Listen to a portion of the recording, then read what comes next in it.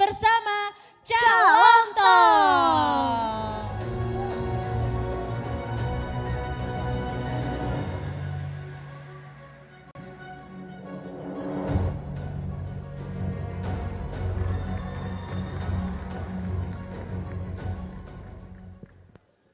Bismillahirrahmanirrahim. Assalamualaikum warahmatullahi wabarakatuh. Waalaikumsalam warahmatullahi wabarakatuh. Kita tes dulu semangatnya. Masih ngantuk Pak, belum Ya. ada jawab lagi Kita Pak. tes. Yang di sana mana suara yang di sini? Yang di sana mana suaranya yang di sini. Di Bingung. absen menurut sekolah atau mana Oh gitu ini loh. banyak anak SMA ya? SMA ada, kuliah ada. Sekarang saya minta tepuk tangannya dari SMA 5. Lah cuma 2, 5. 6. SMA 6. Ah kebanyakan cuma 6. Butuh 6 aja Mak, jangan kebanyakan. Anak SMA sekarang hitung-hitungannya gini nggak mau rugi Pinter ya. ya. Hebat, Oke. luar biasa. Ya. Senang sekali saya hadir di sini. Saya membawa Ya saya nggak disebut Pak, cuman calon toh. ya kan kamu bunga sebenarnya. Kamu itu nggak harus disebut karena bukan pokok. Kamu itu bunga. Kalau simpanan kamu bunganya jadi nggak disebut. Oh iya Karena siapa? simpanan itu yang disebut adalah pokoknya. Iya. Pokoknya ada simpanan. Alhamdulillah saya Ya. senang sekali bisa menjadi apa ya? Saya jadi apa sih di sini? Pembicara nanti, Oh nanti diskusi. saya. Diskusi. Nanti ada sesi. Padahal Bapak ini kan elektro kan sebenarnya ITS. Ya. Ini acara ekonomi padahal. Oh ini mungkin yang Anda sendiri walaupun teman mungkin kurang. Saya yang ekonomi padahal. Ya kelihatan sih, lemahnya kelihatan. Maksudnya ilmu ekonominya kurang kuat, lemah gitu, bukan ekonominya yang lemah. Kalau saya memang teknik, saya elektro, saya lulusan ITS. Tapi kalau, ITS loh ada. loh ada yang dari ITS? Ya. Alhamdulillah. Iya. Senior saya beliau. Pak CT. Beliau, makanya beliau Pak CT, saya CL. Cak Lontong. Siap. Terima Ini kan kasih. acara ekonomi. Bapak teknik Pak. Saya teknik, saya elektro, tapi untuk masalah ekonomi dan hukum mohon maaf saya paham betul, saya tahu. Tahu dari mana Pak? Karena saya pernah dihukum karena masalah ekonomi. jadi walaupun orang teknik saya paham betul tentang hukum dan ekonomi. Ekonomi. Iya, iya, iya. Saya sering ngajak untuk ekonomi ya, saya sering mengajak diskusi Prof. Renal, Wes. dulu sebelum Menteri Bu Sri Mulyani. Wes, ya. Saya sering ngajak diskusi beliau-beliau. Beliau nggak pernah mau sih. Tapi sempat ngajak diskusi juga ya. Saya aktif mengajak tapi beliau nggak pernah mau. Alhamdulillah. Tapi Bapak- kalau hukum, saya diskusinya sama istri saya sendiri. Wes. Karena istri saya tiap hari menghukum saya. Jadi kita diskusikan ini hukuman kali ini apa. Enggak. Benar enggak istri elektro juga kah? Istri saya kebetulan elektro sekarang jadi jaksa, Pak CT. Kok jaksa? Iya karena tiap hari kerjaannya nuntut terus Pak. Loh, jaksa itu setahu saya nuntutnya aja kalau pas di pengadilan. Ini Iya. istri saya tiap hari malah melebihi jaksa kayaknya. Nuntut ya. Makanya saya kalau di luar pelawak saya Pak CT, tapi begitu di rumah saya jadi terdakwa. Istri saya jaksa, Iya. makanya anak-anak saya jadikan saksi. Saksi. Saksi, tapi biasanya malah saksi memberatkan. Karena sudah tahu ibunya minta tas, anaknya minta sepeda motor. Wah memberatkan. Ngatur dengan keuangannya susah ya. Makanya Bapak penting. nerima ini pertama dihubungi apa? Saya waktu itu pertama dihubungi panitia dari LPS, saya langsung minta tanggal 6 kan. Tanggal 6. 6 Agustus saya cek. Kosong Enggak? Saya lihat kan, set saya buka. Kosong, saya bilang gitu. Udah aman. Saya kalau ditanya, Kosong itu maksudnya waktunya, bukan duitnya. orang ekonomi tapi nggak paham ekonomi ini Pak CT. Orang kalau di job kayak saya, Mas kosong, saya lihat tanggal, bukan saya lihat dompet. Ini adalah entertainer tingkat atau level pertama. Terendah. Kenapa? Dalam bisnis dan ekonomi, time is money. Waktu adalah uang. Begitu saya lihat uang kosong, berarti waktu juga kosong. Wah nggak tahu time is money kamu. Itu bisnis itu. Lu bisnis itu apalagi Kosong gitu ya. waktu kosong Tanggal itu 6. cukup dilihat dari dompet. Dompet kosong berarti waktu kosong. Oke. Apalagi saya kan bisnisnya adalah talk. Ini bisnis talk Ya, istilahnya. bisnis talk. Saya tuh bisnisnya talk. Jadi Maksudnya? yang saya bisniskan ya hanya omongan saya aja. Jadi saya itu jualan omongan, ya. Bisnis saya itu talk. Bisnis talk itu Begitu maksudnya saya nggak talk ya nggak bisnis. diskusi gitu Pak ya. Diskusi sering. Oke, dalam masalah ini ekonomi Pak. Ini kan Betul. kita tahu LPS. Yes. Lembaga Penjamin Simpanan. Nah, Kalau menurut Bapak ada yang bisa disampaikan Pak? mungkin gini, nanti saya akan buka sesi tanya jawab ya. Ya. 3 yang bertanya, yang lain siap jawab. Iya. Jadi Bapak ngapain? ya saya lihat aja dari sini. Jadi begini ya, ini mungkin Mas Akbar ini ekonomi Pak, dulu Ya saya Stesia ekonomi. Stesia dulu. Ya. Nah, simpanan itu zaman Anda kuliah sama sekarang itu udah jauh berbeda. Dulu mungkin orang kalau bilang simpanan ya kalau nggak tabungan, Ya. deposito, sekarang simpanan bentuknya macam-macam. Iya kan? Surat berharga juga simpanan, saham juga bisa kita, investasi termasuk Surat utang negara. simpanan. Makanya sekarang simpanan itu saking banyak bentuknya, makanya saya punya prinsip nih. Apa? Ani-ani no, simpanan yes. Nah, gitu.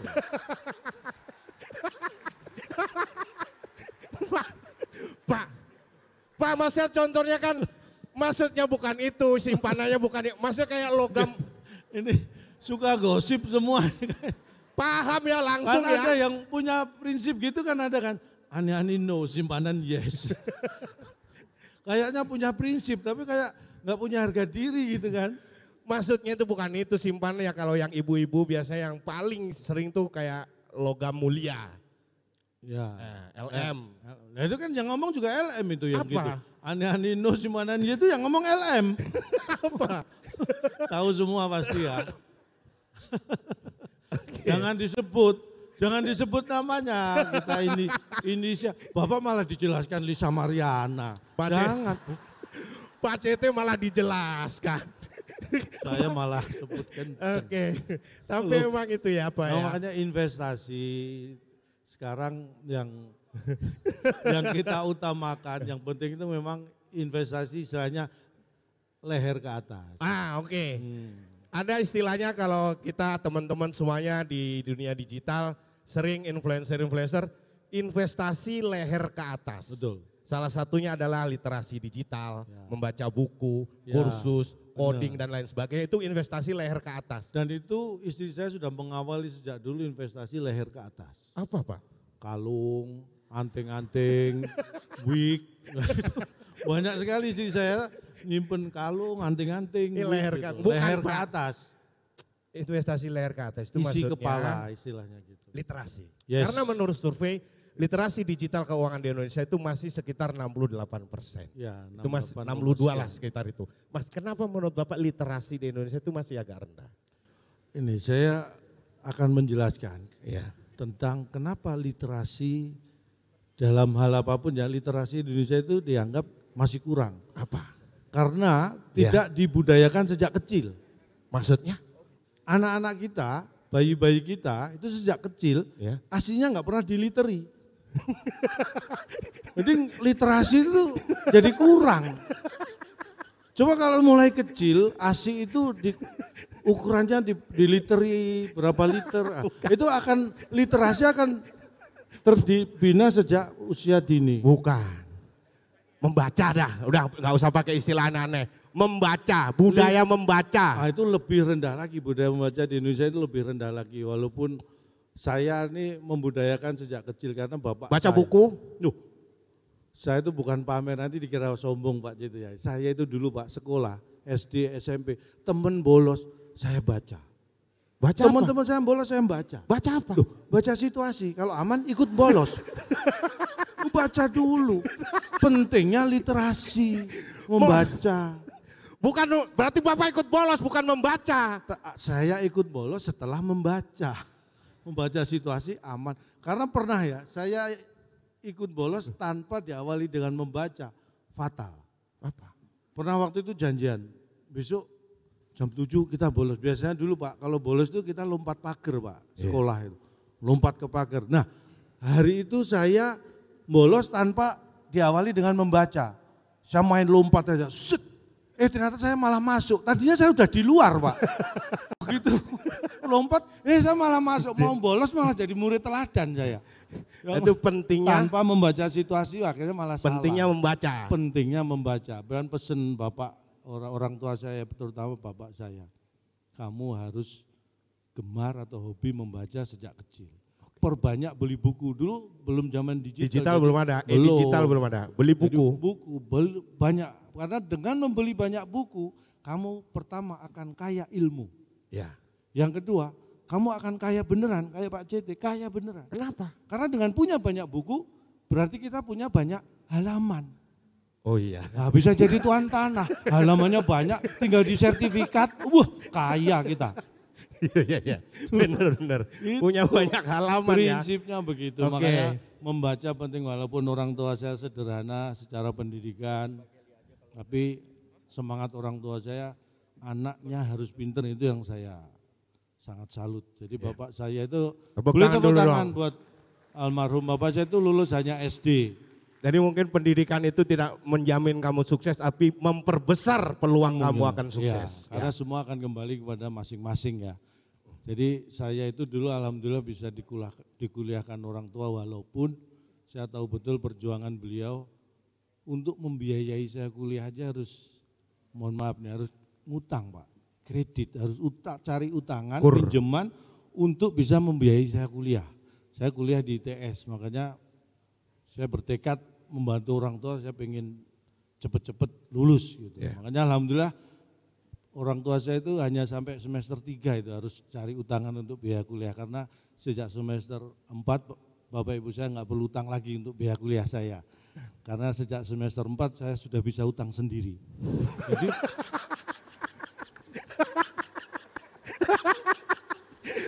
membantunya di mana? Cari utangan. Jadi Bapak Ibu saya sudah nggak repot cari utangan, cukup tinggal membayar. Separuh jalan saya bantu sudah. Alhamdulillah. Membantu orang tua itu harus jadi. Poinnya adalah pentingnya apapun kuliah atau sekolah. Makanya kuliah penting. Makanya ini melek. Seperti sekarang, melek finansial itu penting. Ya. Finansial itu kenapa harus kita perhatikan? Kenapa? Karena finance itu harus diatur supaya kita nanti enggak sial. Oh iya. Karena kalau finance tidak diatur, hidup kita ke depan bisa sial. Makanya finansial itu harus kita jaga. Ya, oke. Bagaimana Bapak mengatur finansial? Kita kasih contoh finansial di keluarga Bapak saja. Ya. Bapak biasanya ngatur finansial, yang megang duit atau siapa? Saya terus terang untuk masalah uang saya percayakan kepada istri Pak. Dikasihkan istri? Saya kasihkan istri. Oke. Uang saya serahkan ke istri karena itu buat saya, sebenarnya uang saya pegang juga nggak masalah sih. Iya. Cuma saya yang jadi nggak aman saja kalau uang yang saya pegang, keamanan saya yang terancam. Makanya saya serahkan ke istri biar keamanan saya beda. Terancam. Kalau saya terus terang dalam mengelola keuangan, saya kasihkan istri, karena istri kan punya prinsip apa? Gampang masuk, susah keluar. Itu prinsip istri kalau udah pegang duit, gampang masuk, susah keluar. Itulah memang istri itu juga beda-beda ya, istrinya Mas Akbar, istri saya beda. Ya iyalah Pak, beda. Iya maksudnya prinsipnya, bukan kalau orangnya sudah pasti beda. Kalau sama berarti jangan-jangan kamu aku. Ya beda. Jadi kalau tadi bilang apa? Istri itu gampang masuknya, susah keluar. Nah ini tidak berlaku dengan istri saya. Kenapa? Istri saya tadi pagi uang saya masukkan, saya kasih. Ya sekarang malah udah keluar Pak. Sekarang masih Tunjungan Plaza, belum balik istri saya. Malah gampang keluar, begitu ada uang masuk istri saya langsung keluar. Gampang keluarnya. Maksudnya duitnya? Oh duitnya. Duit pengelolaan keuangan di keluarga Bapak maksudnya. Iya, istri saya memang saya percaya karena ini mohon maaf. Saya tuh walaupun sama agak beda mungkin dalam hal kamu nih. Ini secara karakter Mas Akbar ini memang level kepercayaan keluarga terhadap dia agak rendah. Jadi ya enggak dong Pak. Maksudnya gimana? Gini. Oke, ngelola duit nih. Ini mohon maaf, kalau kamu misalnya dapat job. Saya dapat job 3 juta lah. Ada 3 juta terus? Ini 1 juta saya ambil dulu, 2 juta baru saya kasih. Uang laki-laki lah istilahnya. Itulah saya bilang bedanya saya dengan Mas Akbar. Sama-sama komedian, sama-sama pelawak, tapi secara prinsip jauh berbeda. Saya nggak pernah seperti itu. Bapak nggak pernah 3 juta diambil 1 juta? Enggak, saya nggak pernah ambil job kok cuma 3 juta itu nggak pernah. Berarti kamu 3 juta mesti kamu ambil, Bang? Astagfirullah. Ya Allah, berarti selama ini aku kebanyakan ngasih kamu ya. Bukan itu, Pak. Harus dievaluasi nih Pak Didi ya. Bukan itu, maksudnya yang lola itu semuanya sekarang istri. Karena kalau enggak diminta, Pak. Loh, diminta. Kalau istri saya mohon maaf, istri saya nggak pernah minta. Masa? Langsung ambil sendiri. Nggak pernah ditanya, mana duitnya, mana duit gitu.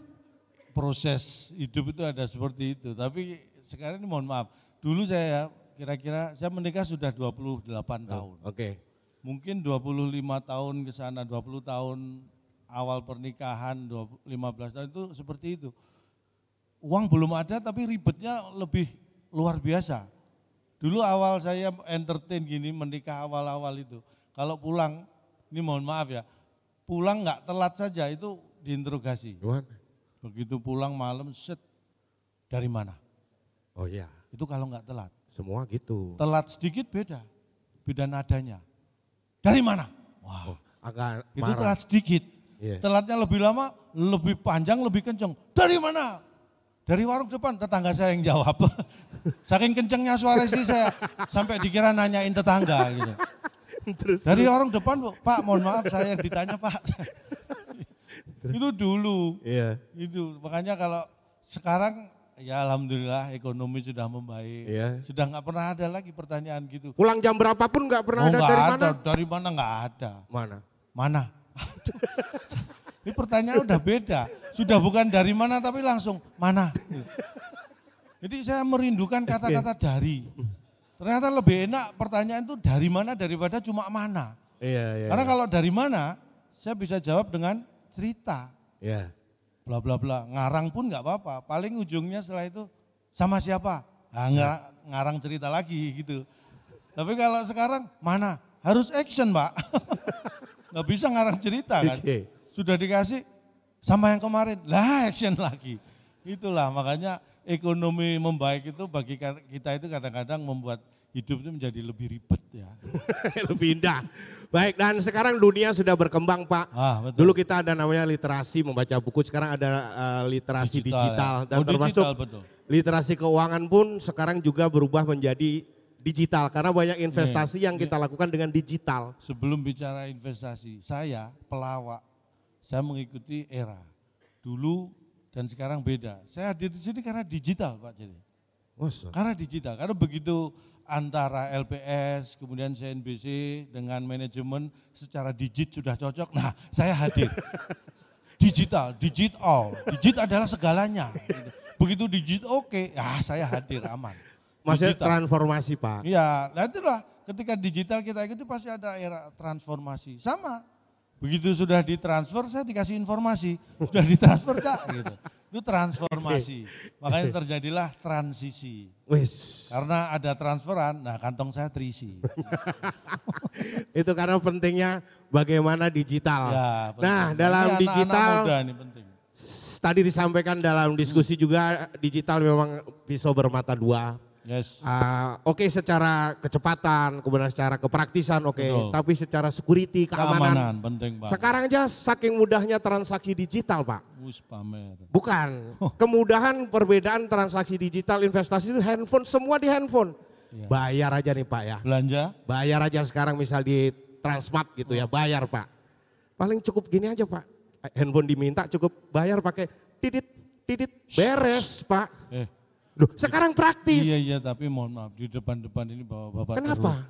Bapak-bapak terhormat. Apa? Ngomongnya dijaga. Apa? Masa belanja pakai titit? Loh, enggak. Bukan. Bapak nggak pernah belanja sih. Saksinya nggak pernah belanja. Saksinya banyak Pak. Dengar sendiri tadi ya Pak ya. Nggak sopan kamu itu. Belanja nggak boleh gitu-gitu nyebut. Bukan gitu maksudnya belanja sekarang. Belanja apa? Saya bisa belanja banyak dong.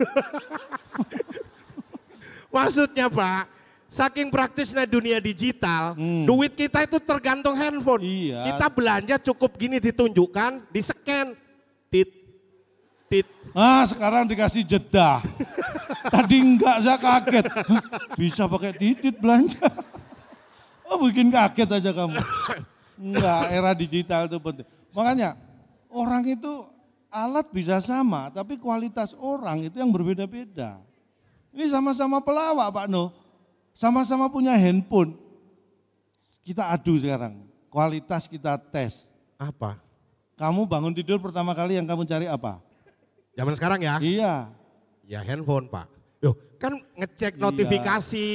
Apapun alasannya itulah level manusia. Nggak niat, cuman Di bawah, nggak niat kok pertama tahu itu namanya. kan di samping kita gini aja Pak. Ya akhirnya jadi kebiasaan, jadi habit itu. Itu menunjukkan kualitas yang rendah. Bapak, Kalau saya bangun tidur pertama yang saya cari bukan handphone, anak.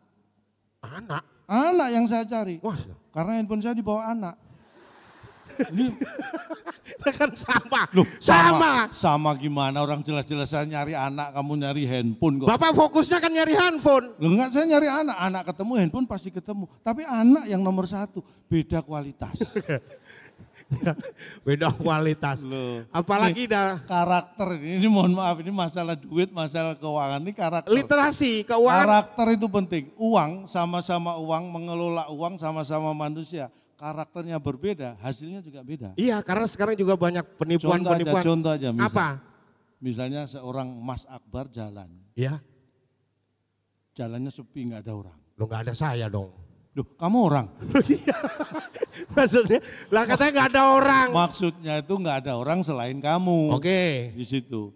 Ketika kamu jalan, di depanmu ada selembar uang 100 ribuan. Kamu nggak tahu itu punya siapa, jatuh di jalan.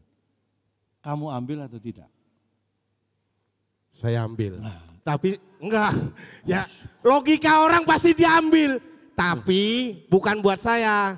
Masukkan kotak amal, kasihkan orang yang membutuhkan. Bukan, enggak saya ambil Pak. Siapa sih yang bisa menilai niat? Ya Pak ya. Kan kita nggak tahu niatnya seperti itu. Tapi yang jelas uangnya diambil oleh Akbar. Perkara nanti dipakai apa kita nggak tahu. Niatnya untuk diberikan kepada yang perlu. Iya, sumpah. Alah paling nanti jalan lihat ada yang jual es, beli es juga. Enggak, sumpah enggak kalau gitu Pak. Kalau saya dalam kondisi seperti itu, saya tidak akan ambil uang itu. Kok hebat Pak? Lo kan sudah kamu ambil. Memahami cerita saja susah. Kan Bapak enggak ngomong kalau ada Bapak juga. Kan saya tidak merubah kondisinya. Jalan sepi ada uang selembar 100 ribu. Saya ambil. Nah kalau saya nggak ambil, udah diambil dia, saya ambil apa? Saya harus nunggu ada yang jatuh lagi kan. Kalau saya nggak akan saya ambil, beda kualitas. Bukan beda kualitas. Ya emang itu caranya Pak. Nah dalam dunia investasi Pak, selain kita diajarkan tadi saham untuk membuat uang kita tidak tergerus oleh inflasi, selain dikembangkan di saham, suku RBN dan lain sebagainya, bisnis Pak. Tadi ada pertanyaan dari penonton juga mengenai bagaimana sih mengembangkan bisnis, belajar dari Pak CT. Ya. Salah satu yang kendala kita bisnis susah itu Pak, saingan Pak. Semakin mudah bisnis itu dibuat, semakin banyak orang meniru bisnis itu. Ya. Nah ini. Sebenarnya apapun bisnis itu banyak atau tidak pesaingnya, ditiru atau tidak itu bukan masalah utama. Selama kita tahu kuncinya, Apa kunci? strateginya. Nah ini akan saya buka kalau saya diundang lagi Pak. Enggak Pak, bukan. Pancingan. Pak terus terang Pak, Enggak bisa. satu buka bisnis laundry, lainnya buka bisnis laundry. Satu Ya buka wajar. bisnis makanan, semua buka bisnis makanan. Itu hal yang wajar. Jadi bagi yang muda-muda jangan pernah takut untuk memulai berbisnis hanya karena banyak kompetitor. Selama kita tahu kunci dan strateginya. Apa? Saya usaha sembako berapa banyak. Pernah buka toko Loh, sembako? Saya pernah punya toko sembako. Saya nggak takut bersaing walaupun sudah Kok banyak. pilihannya toko sembako apa dulu? Nah apanya? Pilihannya kenapa buka Karena toko? prinsipnya toko-toko sembako itu kan pasti akan ke saya Pak JT. Kenapa? Karena kan toko kelontong. Oh iya. Kan ke saya, ya kan? Enggak. Bagaimana, nah ini warung Madura nih. Warung Madura 10 meter warung Madura, 20 meter warung Madura. Gimana cara menangkan bisnis? Tidak perlu takut bersaing kalau kita punya strategi dan tahu kuncinya.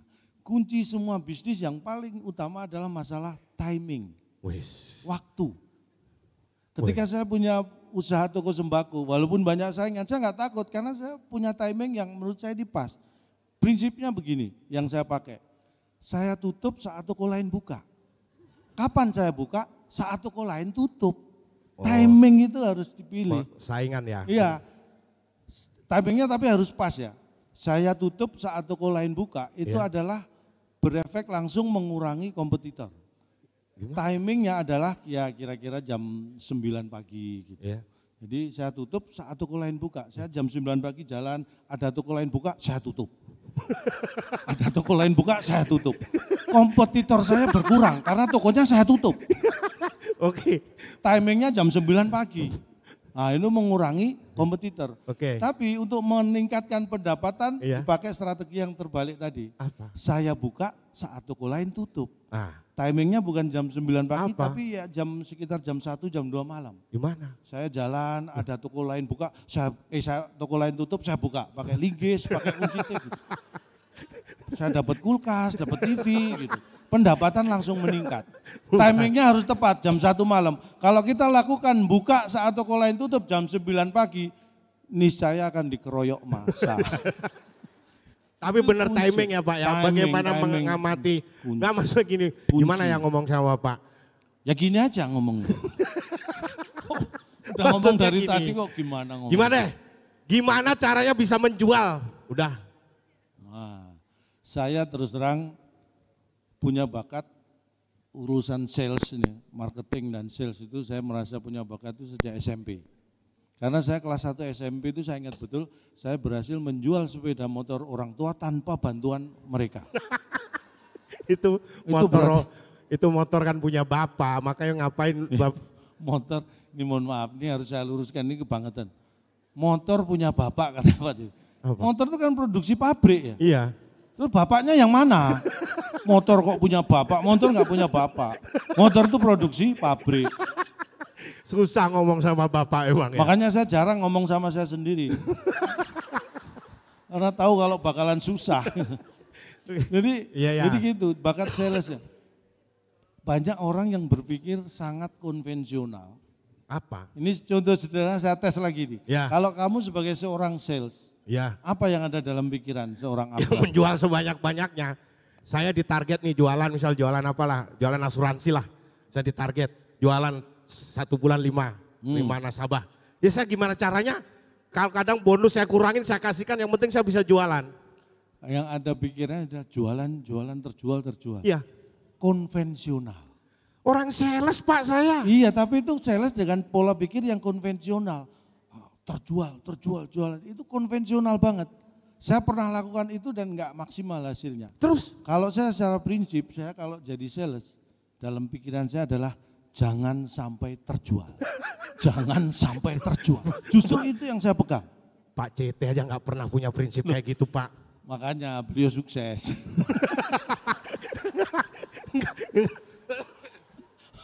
Enggak ini serius Pak. Loh, saya ingin mengatakan begini ya.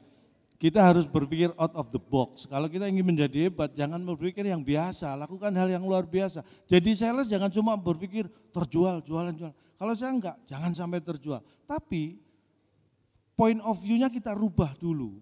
Sudut pandangnya kita rubah dulu sebelum kita punya prinsip itu. Jadi kalau saya jadi sales, sebelum berangkat kerja, saya masih di rumah sudah pakai pakaian rapi gitu, saya lihat nih barang-barang berharga di rumah. Iya terus. TV, kulkas, sepeda motor. Saya tanamkan jangan sampai terjual. Jangan sampai terjual. Baru saya berangkat kerja. Karena kalau di tempat kerja saya tidak berhasil jualan, nah itu TV, kulkas di rumah pasti terjual untuk biaya hidup. Jadi itu. Jadi jangan sampai terjual tapi point of view-nya kepada barang-barang kita. Misal gitu. Itu. Jadi kita ciptakan kondisi kepepet dulu. Oke. Jangan kita bertindak setelah kita benar-benar kepepet, itu terlambat. Kita ciptakan kepepet, maka kita akan punya langkah besar lagi. Makanya istri lewat jangan sampai terjual. Kan istri. Enggak akan ada kalung, gelang yang dipakai istri itu perhiasan itu jangan sampai terjual untuk itu biaya prinsipnya. hidup. Prinsip itu. Berpikirlah out of the box. Wis, mantap. Dan silakan dicoba, saya belum pernah nyoba sih. Karena prinsipnya seperti tadi saya mengikuti yang disampaikan Pak JT tadi di talk show yang sebelumnya yang luar biasa tadi, intinya bahwa orang itu, karena saya orang fisika, jadi saya pakai hukum Newton. Hukum Newton, ada hukum Newton itu menyatakan begini. Newton yang bilang? Nggak tahu. Kan hukum Newton. Ya belum tentu dia bilang, bisa aja ditulis. Jadi, kan biasanya orang motivator tuh gini loh Pak. Newton mengatakan gitu, jangan ragu-ragu. Itu sok tahu, emang dia kenal sama Newton. Kenal aja, zaman hidupnya aja beda kok Newton mengatakan. Jangan sok tahu ah. Jadi kalau menurut saya begini, hukum Newton itu tekanan itu bisa menimbulkan gaya. Nanti persis seperti yang disampaikan Pak Citi. Jadi supaya hidup Anda tidak penuh tekanan. Jadi pola hidupnya jangan kebanyakan gaya. Jadi jangan kakean, kebanyakan gaya itu bisa membuat tekanan hidup itu tinggi. Makanya prinsip Newton harus kita pegang. Tekanan bisa menimbulkan gaya. Supaya tekanan hidup kita tidak berlebihan, hidup kita jangan kebanyakan gaya. Usaha itu penting. Betul. Makanya wira usaha seperti disampaikan itu lebih penting. Usaha, wira usaha lebih baik kita menjadi wira usaha daripada wirawiri tanpa usaha. Merepotkan orang. Jadi itu yang penting. Point of view kita anak muda jangan berpikir bahwa saya harus jadi karyawan. Menciptakan lapangan kerja itu. Pernah ngelamar kerja nggak teman-teman? Pernah. Ini terus terang aja sebelum seperti ini ya. Saya itu sebelum kuliah dulu, makanya kuliah kan biaya dulu sampai dibelain utang. Saya udah ngelamar kerja dulu, lulusan pakai ijazah SMA tahun 89 itu kerja masih laku Pak. Ya masih SMA. Dihargai, masih ada saya itu masukkan ini bapak-bapak dari bank itu pasti tahu. Dulu saya tahun 89 itu masukkan lamaran tuh pakai ijazah SMA itu ke semua bank saya ada bank BUMN, banknya negara, bank-bank swasta saya masukin lamaran gitu. Terus? Enggak ada yang dipanggil. Terus? Tapi begitu saya sudah tua gini, sering dipanggil sama bank. Ngisi acara gitu. Saya jadi hidup ini kok aneh ya. Dulu saya ngelamar ke bank pengen dipanggil malah nggak dipanggil-panggil. Giliran saya nggak mungkin kerja di bank malah sering dipanggil sama bank. Jadi padahal dulu kalau bank-bank ini manggil saya jadi karyawan, mungkin sekarang ngundang enak tinggal penugasan Pak. Nggak perlu bintang tamu, lebih mahal jatuhnya. Tapi pernah nggak ngerasain, kan tadi ada dari audiens juga mengatakan Pak susah nyari kerja dan sebagainya. Pernah kayak sampai interview gitu? Mungkin eranya susah, sama susahnya tapi beda dalam konteks ya. Kalau dulu susah itu karena mungkin secara skill saya, mungkin sekarang susah karena persaingan. Susah itu kan macam-macam. Saya dulu secara kualifikasi walaupun lulusan SMA, alhamdulillah saya sebenarnya mampu bersaing. Karena saya pernah dipanggil, bukan di bank tapi ini, saya dipanggil di beberapa perusahaan tuh saya alhamdulillah sukses. Sampai interview biasanya. Oh sampai interview terakhir? Interview terakhir. Pernah saya dipanggil. Ini manajer dulu sebutannya. Perusahaan apa itu dulu? Perusahaan asing. Perusahaan asing? Apa? Bakti Sentosa Abadi. Gak ada asing-asingnya, kayak toko kaca. Tapi waktu saya datang ke perusahaan itu semua asing buat saya, gak ada yang kenal saya. Wah ini perusahaan asing. Buat saya itu perusahaan asing.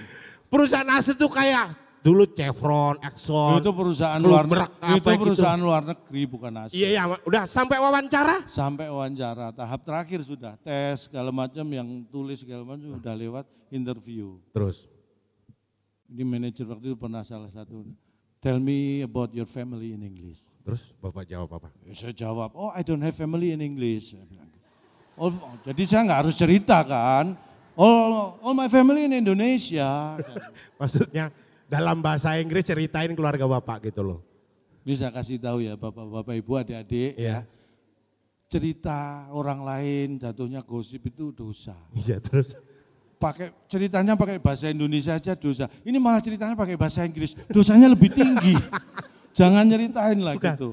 Nggak yang serius Pak, pernah? Ya akhirnya saya disuruh pulang, saya tunggu 5 bulan kok nggak dipanggil lagi. Gitu.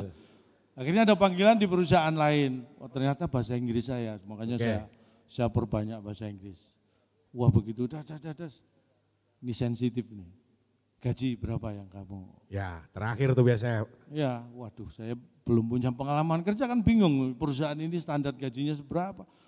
Akhirnya saya cari cara yang gampang. sama dengan bapak lah saya bilang gitu kan. Biar aman maksud saya. Dan saya nggak tahu standarnya, takut salah.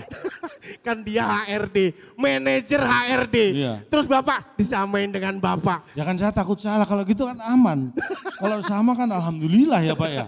Tapi akhirnya, ya, tapi saya bahasa Inggris jawabnya, sama dengan bapak bahasa Inggris. Same with father saya bilang gitu kan. Jadi Same with father.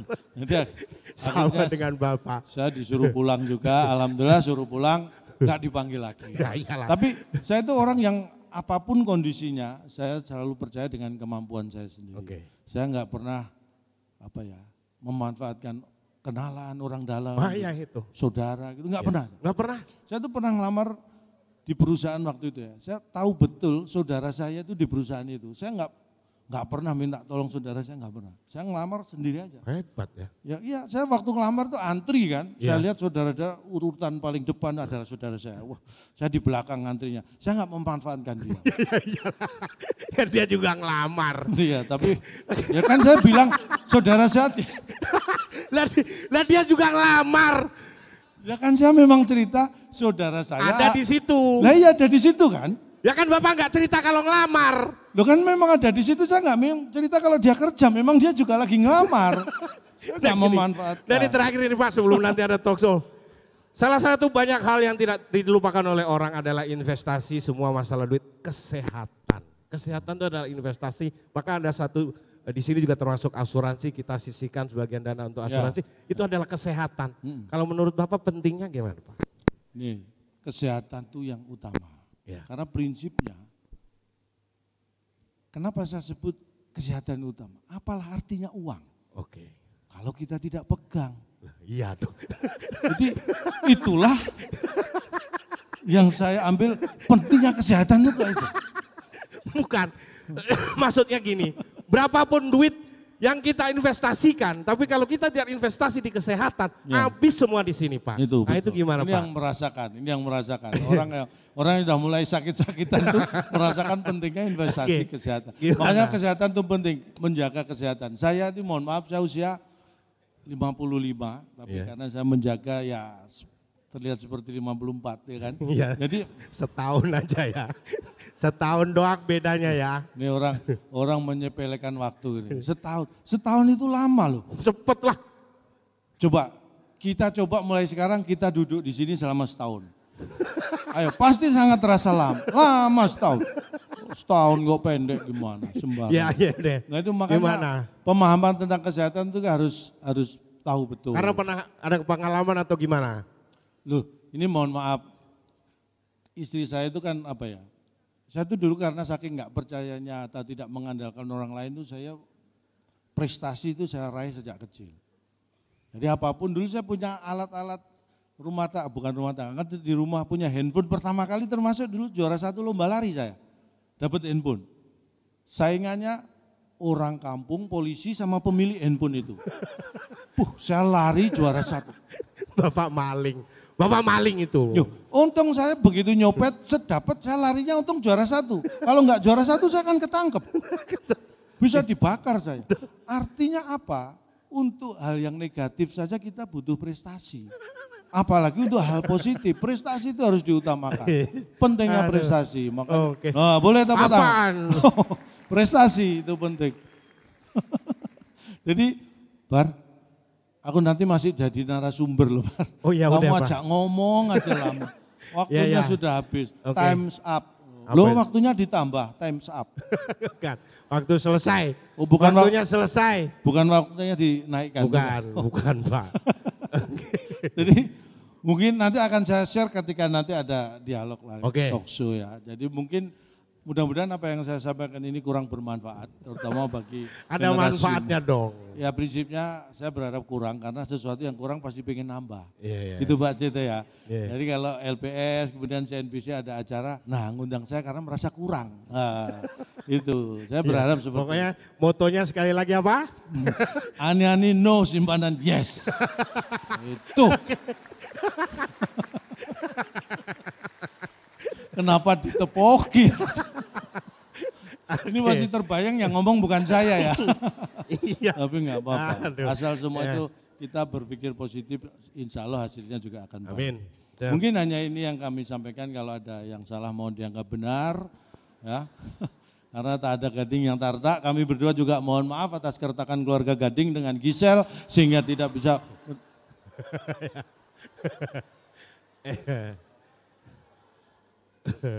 Tak ada Gading yang tak retak, atas nama keluarga besar Gajah kami mohon maaf. Tidak bisa menghasilkan Gading yang utuh. Kalau ada sumur di ladang boleh kita menumpang mandi, kalau ada umur panjang mudah-mudahan kita diundang LPS dan CNBC lagi. Terima kasih, selamat siang. Wassalamualaikum warahmatullahi wabarakatuh.